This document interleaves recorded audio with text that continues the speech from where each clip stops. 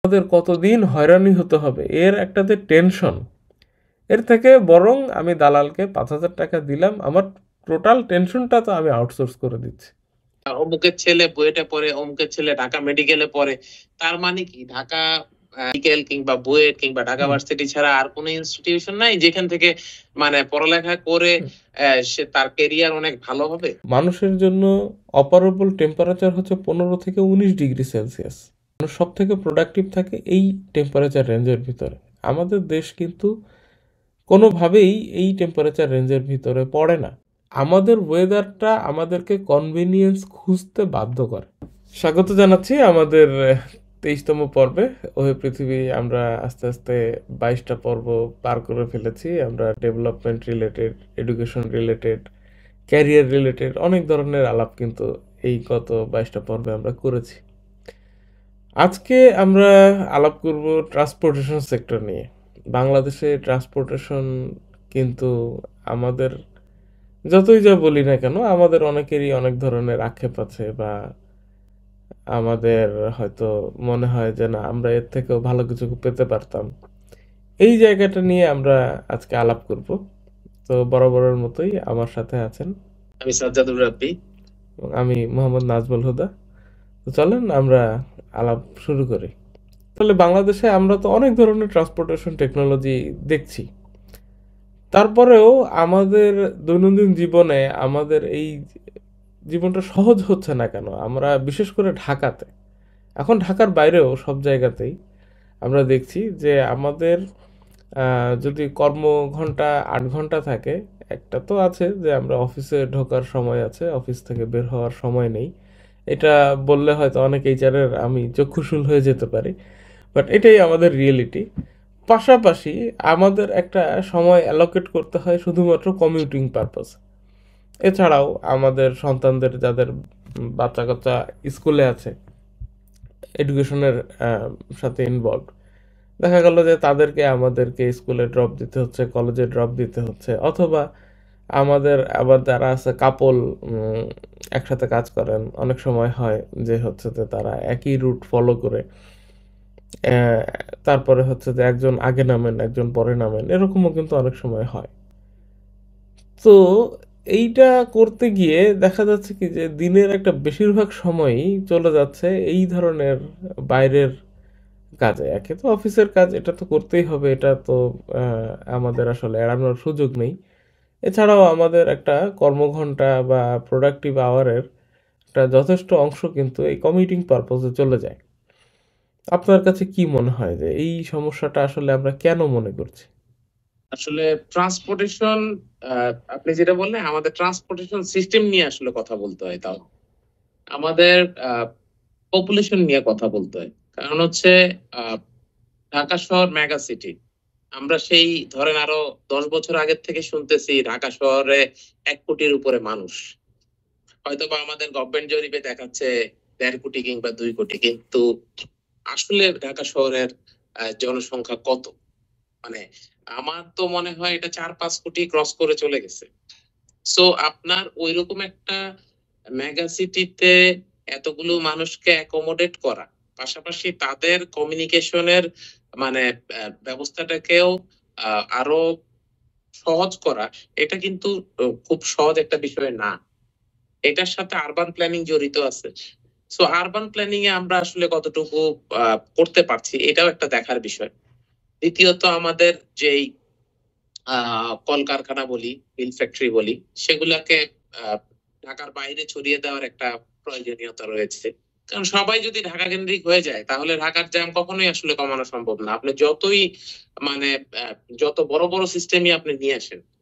হ্যাঁ, যেমন আমাদের রিসেন্টলি একটা আপডেট হয়েছে, সেটা হচ্ছে মেট্রো রেল। মেট্রো রেল হওয়ার কারণে আসলে আমাদের আহ, অনেকেরই অনেক সুবিধা হয়েছে আমার মনে হয়। যেমন আপনার উত্তরা থেকে একদম মতিঝিল পর্যন্ত আমরা যে কোনো আহ, একটা স্টেশনে খুব অল্প সময়ের মধ্যে আমার একটা টাইমের মধ্যে আমি পৌঁছে যেতে পারছি। কিন্তু এই মেট্রো রেলের আগে আমরা আসলে এটা এইটুক জায়গা যাইতে গেলেও আমার হয়তো ঘন্টা দুয়েক সময়ও এরকম ব্যয় হইতো। সো রোড সিস্টেম আপনি তৈরি করেন, আবার এটার পাশাপাশি আরবান প্ল্যানিং বা সিটি প্ল্যানিং এগুলোকেও গুছাতে হবে। সিটি প্ল্যানিং এ যদি আমার না থাকে, আমার যেমন আমাদের যেই মানে স্লাম গুলো আছে ঢাকা শহরে, এই স্লাম গুলো আসলে কি আহ কতটুক যুক্তিযুক্ত আপনি মনে করেন? কারণ ঢাকা শহরে বসবাস করতে গেলে মানুষের যে লিভিং কস্ট, মানে ওভারঅল যে লিভিং কস্ট, সেইটার সাথে তাদের জীবনযাত্রা যায় কিনা। আবার তাদেরকে ছাড়া আমাদের কিন্তু অচল, কিন্তু সেটাও একটা লিমিটে থাকা দরকার। যেমন আপনি যদি মনে করেন মিল কারখানার কথা বলছি, আপনি টঙ্গী গাজীপুরের এদিকে সাভারের কাছাকাছি কিংবা এই সাইডটাতে অনেক গার্মেন্টস ফ্যাক্টরি আছে। অবশ্যই এটা আমাদের ইকোনমিক্যাল ডেভেলপমেন্টের সাথে সরাসরি জড়িত। কারণ আমাদের যে এই জিডিপিটা আসতেছে সেটার একটা বড় অংশ আসতেছে এই গার্মেন্টস কিংবা আমাদের এই আর&ডি সেক্টর থেকে। সো এই সেক্টরে যারা কাজ করতেছে তার 90 to 95% মানে পিপল হচ্ছে গিয়া লো ইনকাম মানে লেভেলের। তাহলে তারা যে ঢাকা শহরে থাকতেছে, তারা তাদের জীবনযাত্রার মান কিন্তু বাড়তেছে না। তারা বলতেছে ঢাকা শহরে তারা বসবাসকারী, কিন্তু ঢাকা শহরে প্রতিনিয়ত যে জীবনযাত্রার মান বাড়ার সাথে সাথে খরচও বাড়তেছে, সেটা ইনকামটা কি বাড়তেছে? সেটা কিন্তু বাড়তেছে না। তো এইটাই আর কি। যেমন ঢাকা শহরের পুরান ইতিহাস যদি একটু চিন্তা করি, আপনার লাইক 30-40 ইয়ার্স আগে ঢাকা শহরে কিন্তু নৌকা দিয়ে চলাফেরা হতো। বিভিন্ন জায়গায় নৌকা দিয়ে যাওয়া যেত। এখন কি সেই ব্যবস্থা আছে? আমাদের সেই ওয়াটারওয়ে কি আছে? আমাদের এই হাতের ঝিলে ওয়াটারওয়ে হয়েছে, তাও একটা একটা পোরশনে আমরা হয়তো সেটা ব্যবহার করতে পারছি। কিন্তু আ মানুষ বাড়ার সাথে সাথে জায়গা দখল হয়ে গেছে। সুতরাং সেটার সাথে সাথে নদী ভরাট হয়ে গেছে, খালগুলো ভরাট হয়ে গেছে। সো মানে প্রেশারটা কিন্তু আসতেছে। আমার এই জনগণ বাড়া মানে পিপল বাড়ার সাথে সাথে আমার যে অ্যাক্সেস গুলা আছে, অ্যাক্সেস গুলা ন্যারো হয়ে যাচ্ছে, নাহলে বন্ধ হয়ে যাচ্ছে। সো এইটাও একটা ফ্যাক্ট যে আমরা আসলে কিভাবে একটা সিটিকে ডিজাইন করতেছি। এখন আহ উন্নত বিশ্বে যদি আপনিও একটা বাইরে একটা কান্ট্রিতে আছে, উন্নত বিশ্বে যদি আপনি দেখেন যে একটা বিল্ডিং থেকে আরেকটা বিল্ডিং এর দূরত্ব কত, একটা কমিউনিটি থেকে আরেকটা কমিউনিটির দূরত্ব কত, সেখানে তারা পাবলিক ট্রান্সপোর্ট কি ইউজ করতেছে। আমাদের পাবলিক ট্রান্সপোর্টেও তো অনেক সমস্যা আছে। যেমন আমরা যেই রাস্তায় আমাদের 80 স্পিডের গাড়ি চলে, সেই রাস্তায় আমার 20 কিলোমিটার পার আওয়ার স্পিডের গাড়ি চলতেছে, তার মানে রিক্সা চলতেছে। সো ওই জায়গাটাতে আমার তো কন্ট্রোল হচ্ছে না, অ্যাক্সিডেন্ট বাড়তেছে, রাশ হচ্ছে। সো মানে এগুলোও অনেক কন্ট্রোলের জায়গা আছে। রিসেন্টলি আমরা দেখলাম 5 আগস্টের পরে আহ অটোর সংখ্যা অনেক বেড়ে গেছে ঢাকা শহরে। রিক্সা অটো যেটা, সেটা মানে আমার মনে হলো 4-5 লাখ অটো হুট করে ঢাকা শহরে বেড়ে গেল। সো এটাও একটা যানজটের আসলে আমার মনে হচ্ছে কারণ আর কি। তো এইটাই আর কি। আপনার আপনার কি মনে হয় যে আসলে ইকোনমিক্যাল মানে ইয়াটা কি, রিলেশনটা কি? এই যে আমাদের যে ট্রান্সপোর্টেশনের যে একটা চাপ বাড়ার সাথে সাথে আমাদের ইকোনমিক্যাল ব্যবস্থা বা সরকারেরও এই ক্ষেত্রে আসলে কিভাবে চিন্তা করা দরকার বলে আপনি মনে করেন? আমার কাছে মনে হয় যে এইটা একটা ভিশাস সাইকেল। আসলে কি, ঢাকা শহরের যে আবহাওয়া, যেই ধরনের হট এবং হিউমিড ওয়েদার আমরা সহ্য করি, এটা আসলে খুব বেশি হাঁটাহাঁটির জন্য কিন্তু ফ্রেন্ডলি না। আমাদের অনেকেরই হচ্ছে যে যারা হাঁটতে ভালোবাসেন বা স্বাস্থ্য সচেতন যারা আছেন, তারা হয়তো গায়ের জোরে একটা কথা বলতে পারেন যে আপনি হাঁটতে চাইলে অনেক দূর হাঁটতে পারবেন। কিন্তু আসলে বিষয়টা এরকম না। মানুষের জন্য একটা কনভেনিয়েন্স তো দরকার হয়। প্রথম কথা হচ্ছে যে মানুষের জন্য অপারেবল টেম্পারেচার হচ্ছে 15 থেকে 19 ডিগ্রি সেলসিয়াস। আপনি যদি হচ্ছে যে কোনো রিসার্চ আর্টিকেল দেখেন, মানুষ সব থেকে প্রোডাক্টিভ থাকে এই টেম্পারেচার রেঞ্জের ভিতরে। আমাদের দেশ কিন্তু কোনোভাবেই এই টেম্পারেচার রেঞ্জের ভিতরে পড়ে না। মানে শুধু এক্সেপ্ট ফর উইন্টার সিজন। কখনো কখনো একটু বৃষ্টি হলে তখন হয়তো হতে পারে, কিন্তু স্টিল আমরা হচ্ছে যে খুবই হিউমিড ওয়েদারে থাকার কারণে টেম্পারেচার যেটাই হোক না কেন, রিয়েল ফিল টেম্পারেচারটা সবসময় আমরা দেখেছি যে 19 ডিগ্রি সেলসিয়াসের উপরেই থাকে। তো এখন আপনি যদি এরকম একটা ওয়েদারে কাউকে হাঁটাহাঁটি করতে বলেন, এটা আসলে হচ্ছে যে একটু অমানবিকই। কারণ হচ্ছে যে আপনি অফিসে যাবেন, একটা কেতাদুরস্ত পোশাক আশাক পরেই যাবেন। আপনি যদি অফিসে পৌঁছানোর পরে দেখেন যে হচ্ছে যে ঘেমে একেবারে অবস্থা আপনার কাহিল, তাহলে আসলে আপনার সেই অফিসে কি আপনি আপনার একটা প্রফেশনাল অ্যাটায়ার ধরে রাখতে পারবেন? পারবেন না কিন্তু। আবার অনেকে বলতে পারেন যে, "না, আমি হচ্ছে যে একটা ক্যাজুয়াল পোশাক পরে গেলেই হয়। গিয়ে হচ্ছে যে তারপরে ওই অফিসে গিয়ে চেঞ্জ করে ফেলবো।" এগুলো না আসলে বলা সহজ। আপনি যতই বলেন না কেন, আপনি হচ্ছে যে বাইরে যেরকম বিভিন্ন জায়গাতে ময়লা ফেলার জায়গাও থাকে। বিভিন্ন জায়গাতে আপনার জেন্ডার নিউট্রাল বলেন, মেল ফিমেল আলাদা বলেন, বিভিন্ন ধরনের টয়লেট থাকে, বাচ্চাদের ডায়পার চেঞ্জের সেন্টার থাকে, ব্রেস্ট ফিডিং কর্নার থাকে। এগুলো কি বাংলাদেশে আসলে এইভাবে অ্যাভেইলেবল? হ্যাঁ, একটা নারী বা একটা পুরুষ সে কি চাইলে সব জায়গাতে একটা ড্রেস চেঞ্জ করতে পারে? হয়তো সে ব্যাকপ্যাকে একটা এক্সট্রা পেয়ার অফ সেট রাখতেই পারে। কিন্তু এটাও কিন্তু হচ্ছে যে আসলে খুব বেশি একটা সাস্টেনেবল সলিউশন না। আবার আমাদের দেখেন ফুটপাতগুলো হচ্ছে যে সেরকম হাঁটার জন্য কিন্তু প্রশস্ত না। কি ঢাকা শহরে কিছু, কিছু জায়গায় আছে যেগুলা হচ্ছে যে অনেক দামি এরিয়া। কিন্তু সেসব জায়গাতে হয়তো অত মানুষ চলাফেরা করেন না। সে ফুটপাতটা স্লোপ নাই কোথাওই। আসলে হচ্ছে যে যেটা হয় কি যে আপনাকে হাঁটার একটা ছন্দ থাকে কিন্তু। যারা আসলে হাঁটাহাঁটি করেন তারাই ভালো করে বুঝবেন। আপনি নিয়মিত যদি হচ্ছে যে ০.৫ ঘন্টা থেকে ১ ঘন্টা হাঁটতে হয়, আপনার একটা পেস থাকতে হবে যে আপনি হ্যাঁ, আপনি সমতলে না, আপনি পাহাড়ি অঞ্চলেও যদি হাঁটেন, আপনার যদি পদে, পদে বাম্প থাকে ওটা কিন্তু আসলে হাঁটা বলে না। হ্যাঁ, আপনাকে হচ্ছে যে ফুটপাত এক জায়গা থেকে উঁচু নামতে হবে, আরেক জায়গা থেকে উঠতে হবে। কোনো জায়গায় ম্যানহোল খোলা, কোনো জায়গায় ভাঙাচোরা, কোথাও হয়তো ময়লা ফালানো, কোথাও হয়তো উল্টা পথে লোক আসতেছে। আমাদের তো লেন ম্যানেজমেন্টেরও কোনো আসলে সিস্টেম নাই। এটার কারণেও ধরেন যে অনেক কিছু আছে যেটার কারণে আমরা আসলে ফুটপাতে হাঁটাচলা করতে পারি না। তৃতীয়ত যে কারণটা সেটা হচ্ছে ঢাকা শহরে কার্বন এবং সীসা নির্গমন এত পরিমাণে বেশি, আপনি আসলে যদি ১০-১৫ মিনিট হাঁটেন, হাঁটলে কিন্তু তখন মানুষের নিঃশ্বাস নেওয়ার আহ, ফ্রিকোয়েন্সিটা বেড়ে যায়। তখন হয় কি সে কিন্তু তখন বেশি পরিমাণে সীসা এবং কার্বন নিঃশ্বাসের সাথে নিতে থাকে এবং এটার ফলে সে তখন হয় কি যে হাঁপিয়ে যায়। এই হাঁপানোটা কিন্তু হচ্ছে যে ন্যাচারালি আপনার যেটা আসার কথা তার থেকে বেশি আসবে। সবকিছু মিলিয়ে আসলে ঢাকা শহরে হাঁটাহাঁটি বলেন বা হেলদি এক্সারসাইজ করার মতো জায়গা কিন্তু খুবই কম। এই কারণে হয় কি মানুষ কনভিনিয়েন্স খুঁজে এবং কনভিনিয়েন্স খোঁজার জন্য যেটা হয়, সবার পক্ষে তো প্রাইভেট কার অ্যাফোর্ড করা সম্ভব না। গরিবের প্রাইভেট ভেহিকেল কি হতে পারে? সেটা হচ্ছে আমাদের যত ট্রাই হুইলার আছে, সেটা অটো বলেন, রিক্সা বলেন, সিএনজি বলেন, এগুলো কিন্তু আসলে হচ্ছে যে ওয়ান কাইন্ড অফ আমরা প্রাইভেট ভেহিকেল বললেই পারি। কারণ আমরা প্রাইভেট ভেহিকেলের যে সমালোচনাটা করি সেটা হচ্ছে যে ১০০টা প্রাইভেট ভেহিকেলে যতগুলো মানুষ ধরে আমরা চাইলে সেটা একটা বাসে যদি নিয়ে যেতাম তাহলে কিন্তু অনেক স্পেস সেভ হতো। কিন্তু আপনি দেখেন ঢাকা শহরে গাড়ির মালিকের সংখ্যা কত, তার থেকে রিক্সা ব্যবহারকারীর সংখ্যা কত। এটা যদি কম্পেয়ার করেন তখন কিন্তু আমরা বুঝতে পারবো যে আসলে আমাদের আনসাস্টেনেবল প্র্যাকটিসের জন্য আসলে কি গাড়ির মালিকরা দায়ী নাকি হচ্ছে যে রিক্সা যাত্রীরা দায়ী বা সিএনজি যাত্রীরা দায়ী। কারণ আমাদের আসলে হচ্ছে যে হাঁটার জায়গা নেই, আমাদেরও কনভেনিয়েন্স দরকার। এখন কে চায় ভাই বাসে ঝুলে বিভিন্ন গরমে কষ্টে এইভাবে হচ্ছে যে কমিউট করতে? আর একটা জায়গা থেকে আরেকটা জায়গা ঢাকাতে ট্রাফিকের অনেক সমস্যা আছে। হ্যাঁ, নিরাপত্তার সমস্যা তো আছেই। হ্যাঁ, বিশেষ করে নারীদের জন্য। নারী বান্ধব তো আমাদের পুরো দেশই আসলে কোনো নারী বান্ধব আহ, জায়গা নেই, যদি আমি পাবলিক প্লেস বলি আর কি।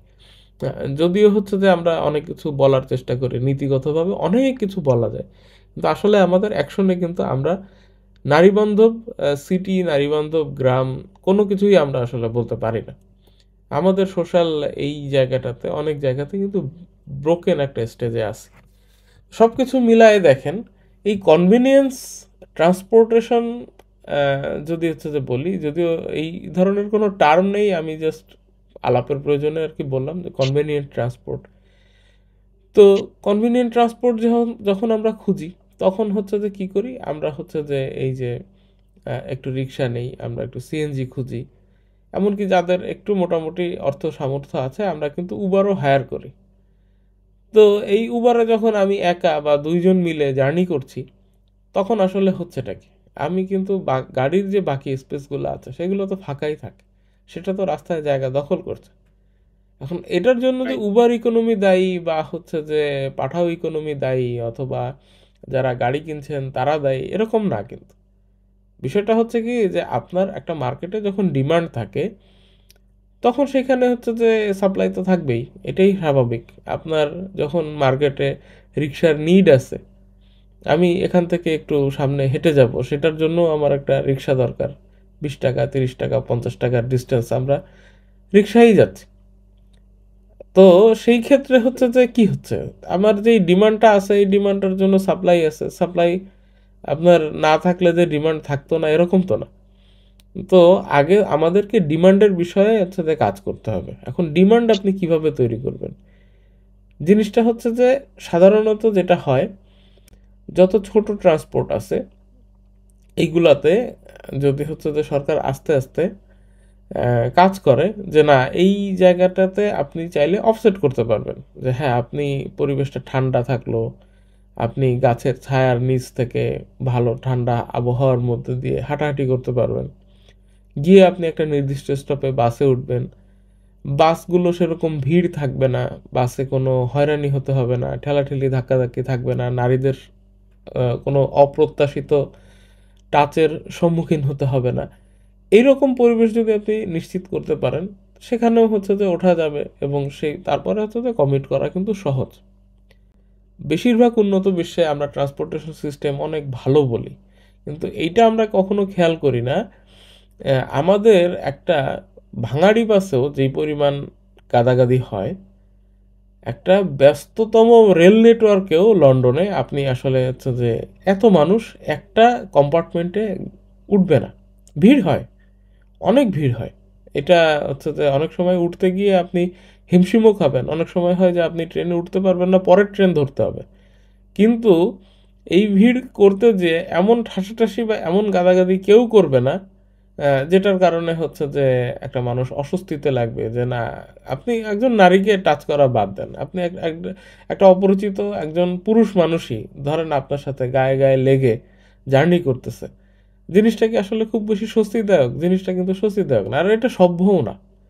হ্যাঁ, তো সব কিছু মিলায় আমাদের আসলে সিস্টেমটা নাই, সেটার কারণে আমরা হাঁটাহাঁটি করি না বা আমরা সাস্টেনেবল আচরণ করি না, এবং এইটা অ্যাভয়েড করার জন্য আমাদের কনভেনিয়েন্স খুঁজতে হয়, এবং কনভেনিয়েন্স খুঁজতে গিয়ে আমরা আবার সেই রিক্সা, সেই অটো, সেই উবার হায়ার করছি এবং আলটিমেটলি জ্যাম বাড়াচ্ছি। জ্যাম বাড়ানোর ফলে পাবলিক ট্রান্সপোর্টের উপরেও চাপ পড়তেছে, পাবলিক ট্রান্সপোর্ট তখন আবার স্লো কাজ করতেছে।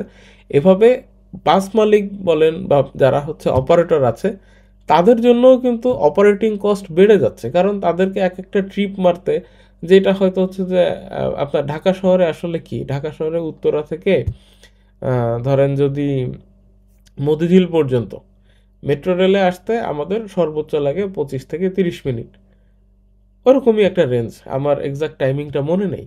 ধরেন বাসে যদি আপনি রওনা দেন, আপনার সর্বোচ্চ কত লাগার কথা, মানে সবগুলো স্টপ যদি টাচ করে, তারপরেও কি 45 মিনিট 1 ঘন্টায় আসা সম্ভব না?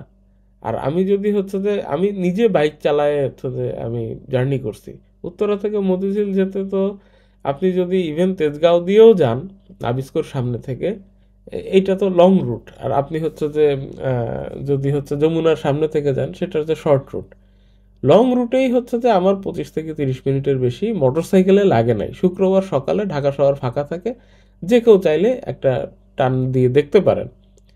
একেবারেই রেগুলেটেড স্পিডে, আপনাকে কখনোই অতিরিক্ত স্পিডে চালাতে হবে না, আপনি একেবারে 40 স্পিডের ভিতরে বা 30 স্পিডের ভিতরে যদি চালান, আপনার পক্ষে উত্তরা থেকে মতিঝিল 30 মিনিটের আশেপাশে রেঞ্জে আসা সম্ভব। সেখানে পাবলিক ট্রান্সপোর্ট 1 ঘন্টা, সর্বোচ্চ গেলে 1 ঘন্টা 20 মিনিটও যদি লাগে, তবুও তো হচ্ছে যে একটা মানুষের জন্য কমফোর্ট। সেইখানে এখন আমাদের কত লাগে আপনি হিসাব করেন, যারা হচ্ছে যে আসলে আবদুল্লাপুর থেকে উঠছে, আবদুল্লাপুর থেকে একটা বাস শুরু করে মতিঝিল পর্যন্ত আসতে 2.5 থেকে 3 ঘন্টা, অনেক সময় 4 ঘন্টাও লাগে। এখন আপনি বাস মালিক অপারেটরদেরকে জিজ্ঞেস করেন, তাহলে তার এই পার ট্রিপে এই যে এত লেন্দির সময় লাগছে, তার তো অপারেটিং কস্ট বাড়তেছে।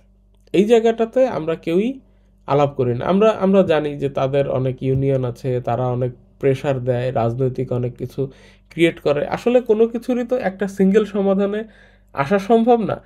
কিন্তু এই জায়গাটাতে আমাদেরকে অবজার্ভ করতে হবে যে আমরা যাদেরকে খারাপ বলি তারাও আসলে কোনো না কোনোভাবে কোনো না কোনো জায়গাতে ভিকটিম। তো সে যদি হচ্ছে যে ওই 4 ঘন্টার ভিতরে 3টা ট্রিপ দিতে পারতো, হয়তো তখন তাকে প্রেশার দেওয়া যেত যে তুমি বাসটা ভালো করো, তুমি বাসের কোয়ালিটি ভালো করো, তুমি এই রেগুলেশন মেনটেন করো।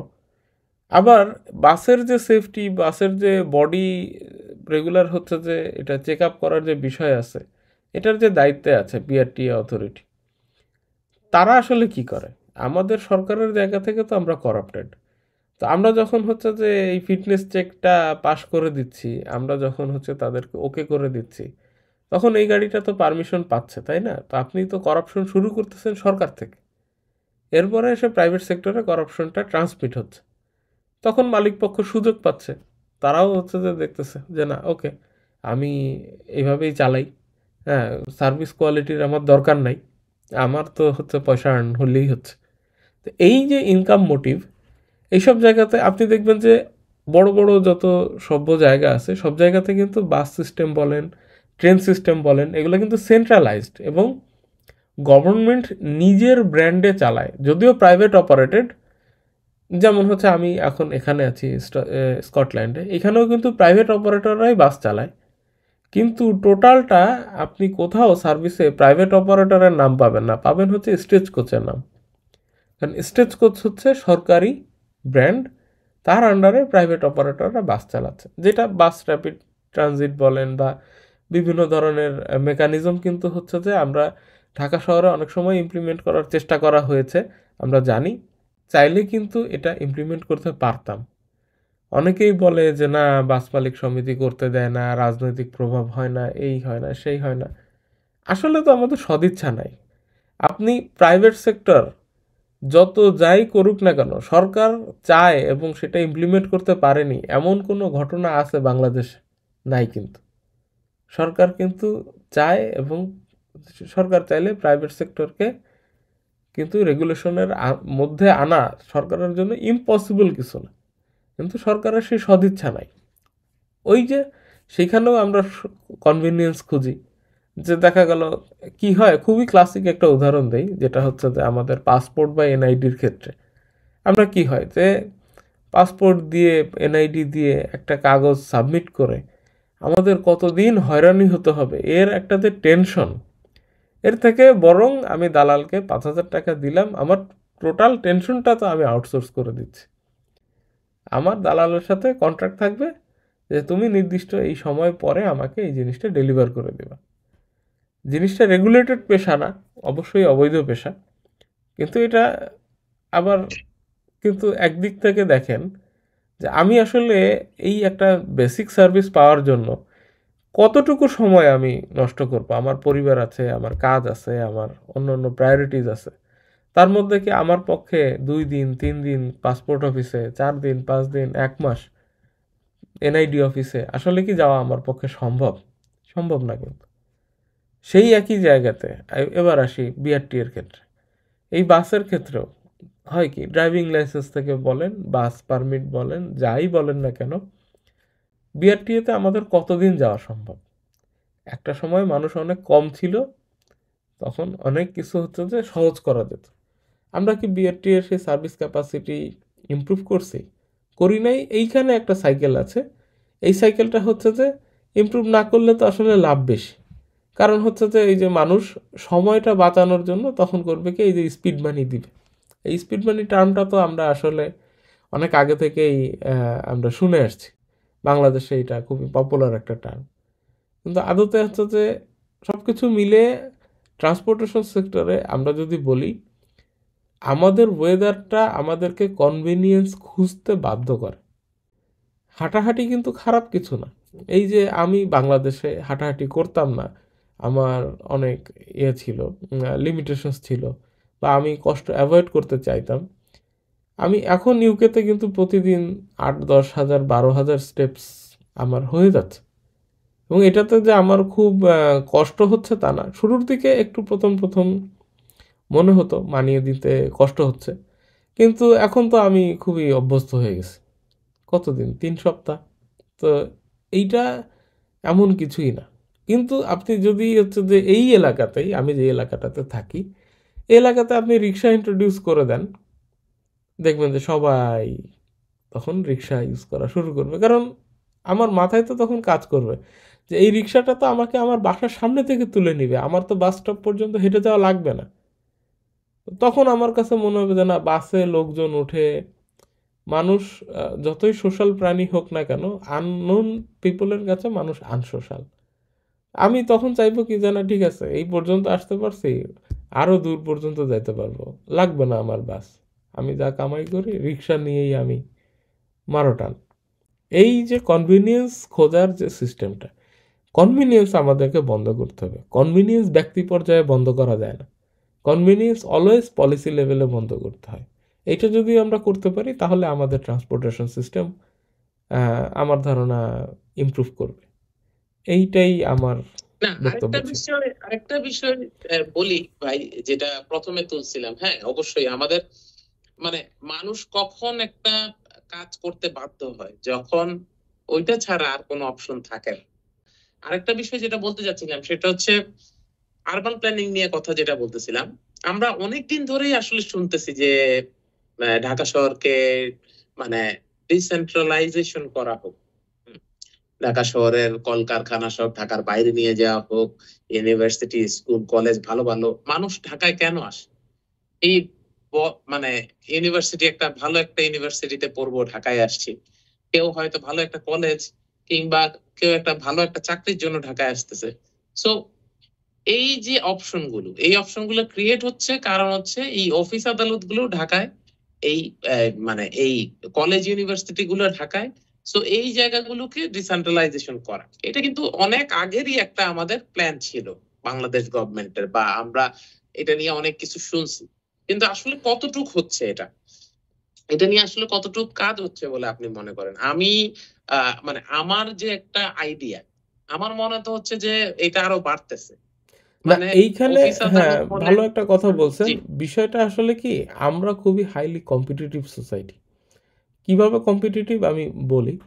ধরেন যে আমাদের দেশে এখনো পর্যন্ত A+ না পেয়ে আত্মহত্যার রেট কিন্তু অনেক হাই, এবং এটা বাংলাদেশ, ইন্ডিয়া, পাকিস্তান এই 3টা দেশেই হাই। মানে সর্বোচ্চ রেজাল্ট না পাওয়ার বিষয়ে একটা আমাদের প্যানিক বলেন বা এক্সাইটমেন্ট বলেন, সব কিছুই হচ্ছে যে একসাথে একটা মিশ্র একটা প্রতিক্রিয়া কাজ করে। আমরা সব কিছু জাজ করি কি আমাদের সোসাইটিতে, যে আপনি কত ফাইন্যান্সিয়ালি সাকসেসফুল, আপনি কিভাবে ফাইন্যান্সিয়াল অ্যাচিভমেন্ট করছেন, সেটা মেজর লিগ্যাল সাবজেক্ট অথবা না। ইলিগ্যাল, এটা কিন্তু আমাদের কাছে ম্যাটার করে না। ম্যাটার করে যে হ্যাঁ, আপনি সরকারি চাকরি করতেছেন, কিন্তু আপনার গাড়ি আছে, বাড়ি আছে, আপনার এটার সোর্স কি, এটা নিয়ে কেউ প্রশ্ন করবে না। সে সরকারি চাকরি করে, ক্ষমতা আছে, এরপরে তার টাকার সোর্স কি, এটা নিয়ে কেউ জিজ্ঞেস করে না। সিমিলারলি আপনি দেখেন যে একটা বড় ব্যবসায়ী, সে কি আসলে হালাল ব্যবসা করছে না হারাম ব্যবসা করছে, আমরা কিন্তু দেখি না। যদি দেখি যে না, তার 10তলা বাড়ি আছে, তাহলে হচ্ছে যে মনে করেন তাকে আমরা সামাজিক একটা যে মর্যাদা দেই, এই যে বিষয়টা যে না, সে অনেক টাকা ইনকাম করে। তো আমরা এই একটা বিষয় ফাইন্যান্সিয়াল স্ট্যাটাসের উপরে আমরা জাজ করি বা অ্যাচিভমেন্টের উপরে জাজ করি। দেখবেন যে ক্লাসে যে ভালো ছেলে বা ভালো মেয়েটা আছে, তাকে হচ্ছে যে সবাই প্রেইজ করে। কিন্তু আসলে আইডিয়ালটা কি? আইডিয়াল হচ্ছে মানুষ তো ইকুয়াল। আপনি একটা লাস্ট স্টুডেন্ট বলেন আর একটা ফার্স্ট স্টুডেন্ট বলেন, ক্ষুধা কি আসলে কারোর কম লাগে? বা নিঃশ্বাস কি কেউ কম বেশি নেয়? বা হচ্ছে যে কারোর কি রক্তের কালারে ডিফারেন্স আছে? কিছুই না কিন্তু। বা কারোর স্কিনে কালারে হয়তো ডিফারেন্স থাকতে পারে, কিন্তু সেটাও তো আসলে হচ্ছে যে ম্যাটার করে না। ম্যাটার হচ্ছে যে আমরা হাইলি কম্পিটিটিভ সোসাইটি, এবং এই কম্পিটিশনে টিকে থাকার জন্য আমরা যে কাউকে যে কোনোভাবে ইগনোর করতে চাই বা ফেলে দিতে চাই। মানে এই যে একটা ইগনোরেন্স, সেই জায়গাটা থেকে দেখেন ঢাকা ইউনিভার্সিটি বাদে বাংলাদেশে বাকি ইউনিভার্সিটিগুলো কি ভালো ইউনিভার্সিটি না? বা বুয়েট বাদে বাকি ইউনিভার্সিটিগুলো কি ইঞ্জিনিয়ারিং পড়াতে পারে না? আমরা কেন ঢাকা ভার্সিটিকে এত হাই প্রায়োরিটি দেই? আপনি যেহেতু এডুকেশনের কথাই বললেন, আমি সেই জায়গাটাতে বলছি। আপনি বলেন যে ঢাকা ভার্সিটির এনরোলমেন্টের থেকে অন্যান্য ইউনিভার্সিটিতে এনরোলমেন্টের চাহিদাটা এত কম কেন? কারণ হচ্ছে যে ওই যে আমরা একটা প্রায়োরিটি দিছি না, ঢাকা ভার্সিটিতে পড়ছে মানে সে একটা ইয়েতে বুয়েটে পড়ছে অনেক কিছু। না, এটা এটা হ্যাঁ, এটা তাইলে আমাদের সোসাইটি থেকে আমাদের মাইন্ডে গেঁথে গেছে। অমুকের ছেলে বুয়েটে পড়ে, অমুকের ছেলে ঢাকা মেডিকেলে পড়ে। তার মানে কি ঢাকা মেডিকেল কিংবা বুয়েট কিংবা ঢাকা হুম, ভার্সিটি ছাড়া আর কোনো ইনস্টিটিউশন নাই যেখান থেকে মানে পড়ালেখা করে হুম। সে তার কেরিয়ার অনেক ভালো হবে? এই জায়গাটাতে আসার কারণটা কি? আগে যদি আমি যদি সোশ্যাল ইন্টারভেনশনের থেকে বলি আর কি, ঠিক আছে? এই জিনিসটা তো আমাদের কালচারে একদিনে ইনস্টল হয়নি। একটা আস্তে আস্তে গ্র্যাজুয়ালি আমরা ইনস্টল করছি। সেটা হচ্ছে যে ইকোনমিক ভালনারেবিলিটির যে জায়গাটা, আপনি যদি দেখেন আমাদের এই দেশে গত ১০০ বছরের হিস্টোরি যদি দেখেন, আমাদের ইকোনমিক গ্রোথের জায়গাতে আমরা কিন্তু ইন্ডিভিজুয়াল লেভেলে বা ফ্যামিলিগুলো লেভেলে আগে যতটা সচ্ছলতা ছিল, দিন দিন আমাদের সচ্ছলতা কিন্তু কমে যাচ্ছে। সো এই ইকোনমিক ভালনারেবিলিটি যখন ক্রিয়েট হচ্ছে, তখন কিন্তু আমরা আসলে অ্যাপ্রিসিয়েট করা শুরু করছি যে না, আমাকে তো ভালো থাকতে হলে আমার টাকা দরকার আছে। একটা সময় হচ্ছে যে ছিল কথা, আমরা ভাব সম্প্রসারণেও পড়ছি, অর্থই যত অনর্থের মূল। কিন্তু আসলে কি দেখেন, আপনি অর্থ ছাড়া এখন কোথাও মুভ করতে পারবেন? আপনার চিকিৎসা লাগবে, আপনার টাকা লাগবে। আপনার শিক্ষা লাগবে, আপনার টাকা লাগবে। আপনার যে কোনো কিছু আপনি যা লাগুক না কেন, আপনাকে তো সেটা টাকা দিয়ে কিনতে হচ্ছে। এই সোসাইটিতে তো কেউ কাউকে ফ্রিতে আর হেল্প করছে না। হ্যাঁ, কিছু ডোনেশন এজেন্সি আছে, সেটা সম্পূর্ণ ভিন্ন কেস। ফিলান্থ্রপির যদি আমরা কেসগুলো বাদ দেই, আসলে হচ্ছে যে আমরা মানুষে মানুষে বন্ধুত্ব বলেন, আত্মীয়তা বলেন, সমস্ত কিছুই তো এখন টাকার রিলেশনে আমরা মেপে ফেলতেছি। কারণটা কি? কারণ হচ্ছে যে আমরা সোসাইটি হিসেবে প্রত্যেকটা পরিবার ভালনারেবল একটা সিচুয়েশনে পড়ে গেছি। এখন কিন্তু মায়া, মমতা, ভালোবাসা, ওই যে আবেগ, এই আবেগগুলো কিন্তু এখন আমাদের ভিতরে আস্তে আস্তে থিতু হয়ে যাচ্ছে। কারণ আমাদের টিকে থাকার জন্য হয় প্রচণ্ড পরিমাণে শারীরিক এবং মানসিক পরিশ্রম করতে হয়, এবং সেটা করতে গিয়ে আমরা আমাদের পরিবারের সাথে সম্পর্ক হারাচ্ছি, আমরা আমাদের ফ্রেন্ডদের সাথে সম্পর্ক হারাচ্ছি, বা সম্পর্কগুলো আসলে মেকি হয়ে যাচ্ছে। এই জায়গাটাতে আমার মনে হয় যে সোশ্যাল রিসার্চার বা সোশ্যাল বিহেভিয়ারাল এক্সপার্ট যারা আছেন, তারা এই জায়গাটাতে আসলে রিসার্চ করে কাজ করতে পারেন। তারপরেও হচ্ছে যে দেখেন, আমাদের এই ফ্যাসিলিটিগুলো সেন্ট্রালাইজড হওয়ার পিছনে যে এলিমেন্টগুলো আছে, সেইখানেও কিন্তু আসলে সরকারেরই হাত আছে। সরকার কি চাইলে পারতো না যে দেশের বিভিন্ন জায়গাতে, দেখেন আমরা কিন্তু এখনও জানি যে উপজেলা লেভেলে ডাক্তারের পোস্টিং হলে বেশিরভাগ ডাক্তার সামহাও জেলা শহরে এসে হচ্ছে যে প্রাইভেট প্র্যাকটিসটা করে সরকারি ডাক্তারের ক্ষেত্রে। এখন আমি উপজেলায় যদি হচ্ছে যে থাকতে চাই, উপজেলাতে অ্যাটলিস্ট কিছুটা কাছাকাছি গ্রামীণ পরিবেশ পাওয়া যায়, বা কিছুটা হইলেও গ্রিন এনভায়রনমেন্ট, কিছুটা ফ্রেশ বাতাস, তো এইগুলো যদি আমি এনজয় করতে চাই, আমার রিটায়ারমেন্ট এজের কাছাকাছি যখন আমি থাকবো, আমার তো চিকিৎসা প্রয়োজন হবে। এটা তো মানে পৃথিবীতে সব জায়গাতেই আপনি 50 ঊর্ধ্ব মানুষের চিকিৎসা তো দরকার হবেই, আপনাকে তো সেই সার্ভিসটা দিতে হবে। এখন আমি ওই গ্রামে গিয়ে যে রিটায়ার করব, এই এই জায়গাটাতে তো আমি আসলে হচ্ছে যে মানে কনফিডেন্স পাই না যে আমার একটা কিছু হয়ে গেলে, প্রত্যেকটা মানুষই তো বেঁচে থাকতে চায়। আল্লাহ যতদিন হায়াত রাখছে, অফকোর্স আপনার মৃত্যু যেখানে অবধারিত আপনি সেখানে চলে যাবেনই, কিন্তু আমি চিকিৎসা না পেয়ে মারা যাব, এই জিনিসটা অ্যাকসেপ্ট কি আমরা কেউ করতে পারবো? পারবো না কিন্তু। তাহলে এই জায়গাটাতে আপনাকে হাত দিতে হবে। এডুকেশনের কথা বলেন, ঢাকার বাইরে যত জায়গায় ইউনিভার্সিটিগুলো খুবই ভালো আছে, কিন্তু প্রাইমারি এবং সেকেন্ডারি যে স্কুলগুলো আছে, সেই সব জায়গাতে কাদেরকে নেওয়া হয় দেখেন। সেই পরীক্ষার পদ্ধতি কি? আমাদের তো সরকারি বলেন বেসরকারি বলেন, শিক্ষক নিবন্ধনের যে পরীক্ষা, এটা তো সেন্ট্রালাইজড। এই জিনিসটা কন্ট্রোল করে কারা? গভর্নমেন্ট। গভর্নমেন্ট কি করছে দেখেন, প্রাইমারি স্কুলে এখনো পর্যন্ত বেশিরভাগই হচ্ছে নারী শিক্ষক, তারা তাদের ঘর সংসার করেন, করেন কি বেশিরভাগ সময় সারা মাস তারা স্কুলে আসেন না, কোনো একটা পর্যায়ে গিয়ে তারা হচ্ছে যে অ্যাটেন্ডেন্স দিয়ে স্যালারিটা নিয়ে চলে আসেন। তাহলে আপনি বলেন যে তার ওই প্রাইমারি স্কুলের স্টুডেন্ট তার কাছে কি আসলে কিছু শিখতে পারবে? প্রথম কথা হচ্ছে কি যে তার যাদেরকে নেওয়া হচ্ছে তাদের কি মেধা আছে? বাচ্চাদেরকে কিভাবে শেখাইতে হয় সেই জায়গাটাতে জেনে বুঝে তারপরে, এইগুলো কিন্তু অনেক ইন্টেন্সিভ কেয়ারের বিষয় আছে। আপনি জাতিগত আচরণ ঠিক করবেন, আপনার শিক্ষক ঠিক নাই, আপনার বাবা মায়ের আচরণ ঠিক নাই, আপনার অ্যাডাল্ট যারা আছে তাদের থেকেই তো বাচ্চারা শিখবে। তাদেরকে আসলে তো প্রোগ্রামিং করতে হবে আগে। হ্যাঁ, আমি জানি আমার চরিত্র এখন আর যা হয়ে গেছে এটা সম্ভব না, কিন্তু আমি আমার বাচ্চাকে কোনটা শেখাবো, ভালো এবং মন্দের স্ট্যান্ডার্ডটা তো আমাকে তাকে পার্থক্য করতে শিখাই দিতে হবে। তখন সে ভালো মানুষ হবে। একটা চোরও চায় না যে তার সন্তান চোর হোক, একটা ডাকাতও চায় না তার সন্তান ডাকাত হোক। যদি সেটা না হয় তাহলে তো হচ্ছে যে আপনার এই যে যত বড় বড় আমরা রাজনীতিবিদ দেখি বেশিরভাগেরই সন্তান বিদেশে কেন পড়ালেখা করে, বাংলাদেশে কেন পড়ালেখা করে না? কারণ হচ্ছে যে তারাও চায় তাদের সন্তান উন্নত একটা শিক্ষা লাভ করুক। পরে গিয়ে কে কিভাবে করাপ্টেড হচ্ছে, ভালো থাকছে না থাকছে সেটা একটা আলাপ বিষয়। কিন্তু আমাদের অ্যাডাল্টদেরকে আগে সোশ্যাল প্রোগ্রামিংয়ে আনতে হবে। এটা যদি আনতে হয়, এই দায়িত্বটা কে নিবে? এই দায়িত্বটা তো স্টেটের। এই দায়িত্বটা কি আপনি আমি আমরা এই যে এখন কথা বলছি, আমাদের এই ভিডিও বা অডিও কয়জন শুনবে? কয়জন শুনে নিজেকে আবার হ্যাঁ শুনে রিয়েলাইজ করবে যে না, অফকোর্স আমাদের আসলেই হচ্ছে এই জায়গাটাতে ভুল হচ্ছে, আমরা এই জায়গাটাতে ইমপ্রুভ করতে পারি। জানার পরে তারপরে রিয়েলাইজ করলো, একবেলা ধরেন লাঞ্চ করলো, ডিনার করলো, যাই করলুক না কেন, তারপরে তো ওই জিনিসটা ভুলে যাবে। তারপরে দেখবেন যে তার ওই আগের আচরণই ব্যাক হবে। তাহলে তাকে সচেতন করতে গেলে রেগুলার তাকে তো কোনো না কোনোভাবে কমিউনিকেশনে ব্যস্ত রাখতে হবে। আপনাকে খাওয়ার আগে 20 সেকেন্ড ধরে হাত না ধুলে ব্যাকটেরিয়া যে দূর হয় না, এই জিনিসটা আমরা সেক্টরে অনেক দিন ধরে কাজ করছি, আমরা কমিউনিকেশন সম্পর্কে জানি এবং আমাদেরকে কন্টিনিউয়াসলি এই বিষয়ে জানানো হয়েছে।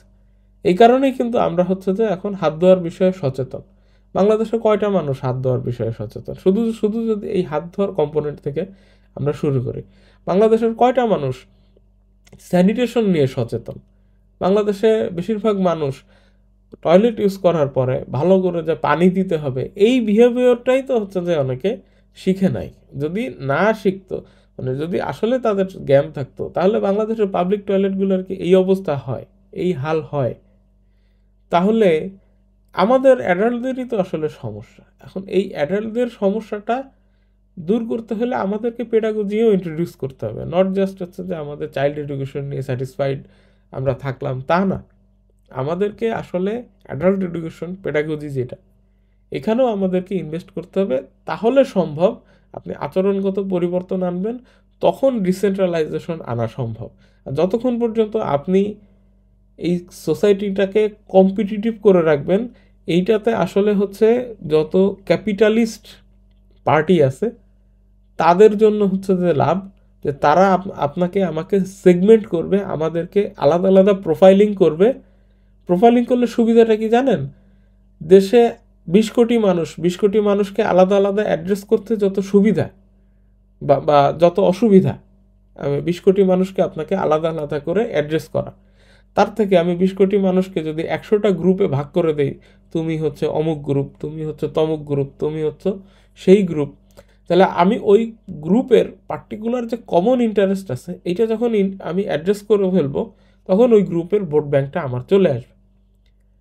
এই কারণে আমাদের এই ডিভিশনটা রয়ে গেছে এবং এই কারণে আমাদের জাতির ভিতরে এত অন্তর্দ্বন্দ্ব, আমরা একে অপরকে সহ্য করতে পারি না। এটাও কিন্তু আমাদের হাইলি কম্পিটিটিভ সোসাইটির একটা পার্ট।